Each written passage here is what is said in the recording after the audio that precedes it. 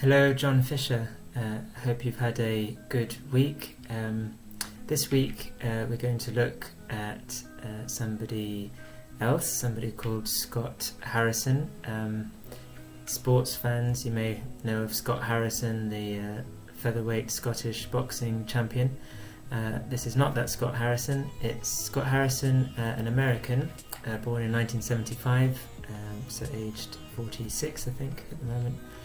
Who is the founder of a charity called Charity Water, which is an American organisation that provides and funds for water projects to bring clean, drinkable water to countries that have a less developed infrastructure.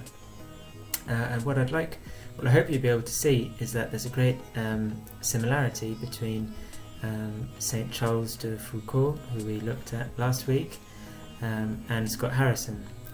So St. Charles, you may remember, he was somebody who, when he was young, inherited a lot of money and then used that money to basically fund his own sort of pleasurable lifestyle. We call that hedonism.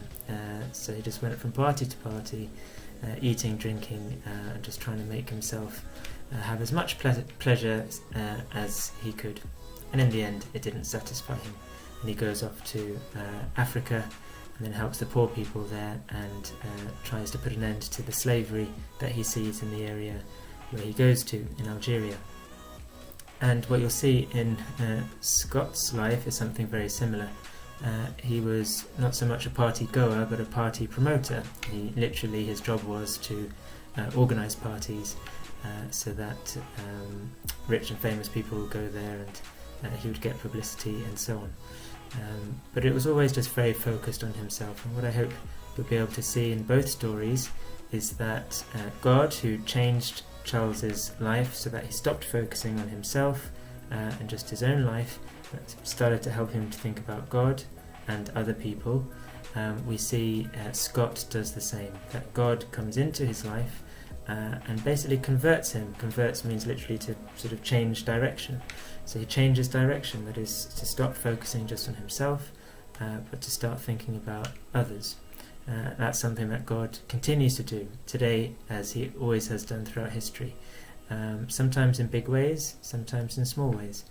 But God wants to do that in all of our lives, to help us be fulfilled, which paradoxically is not in just trying to fulfill our own pleasures, but in trying to serve the people around us. So I hope you enjoyed this little story which comes from the Alpha Youth series on Scott Harrison. I hope you have a good weekend. Take care and God bless.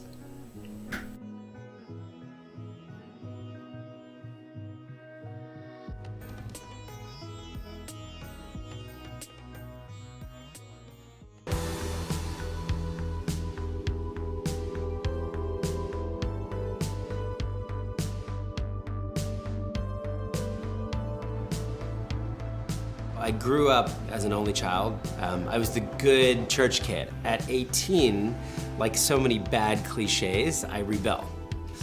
Became a nightclub promoter. And over the next 10 years, from about 18 to 28, really climbed up New York's social ladder. At 28, I had gotten many of the things that I thought I wanted. My girlfriend was on the cover of magazines, I had a Beamer, I had a Rolex, I had a Labrador Retriever, I had a grand piano in my apartment in New York, and I was so unhappy. Something awakened in me, it was a realization maybe that I would never find happiness where I was looking for it. There would never be enough girls, there'd never be enough drugs, there'd never be enough parties. I guess it was a fresh look, being able to take a look at faith again with fresh eyes. And I became so compelled by a Jesus who went around serving the poor, who went around looking after others and lived a life of integrity. You know, there's this verse in James that I came across that said, true religion is to look after widows and orphans in their distress and to keep yourself from being polluted by the world. So I was 0 for 2. Not only had I done nothing for the poor in a decade, I literally polluted people for a living. I made this radical life move. I wound up selling all of my possessions. I joined this humanitarian mission, a group of medical doctors volunteering in West Africa, operating on a huge hospital ship. and I become their photojournalist.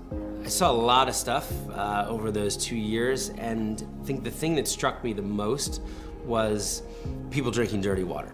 Half of the country didn't even have their most basic need for health met. Half the country didn't have clean water to drink. And when I landed back in New York, I was 30. And this was the issue that I felt so compelled to work on. Charity Water was definitely birthed out of my faith experience, of me returning back to Christ, to God again. And I believe that the idea of Charity Water is very close to God's heart.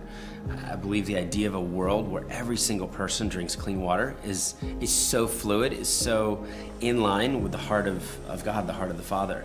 And it's an amazing thing to be able to do with my work. Over the last 9 years, we've raised almost $200 million.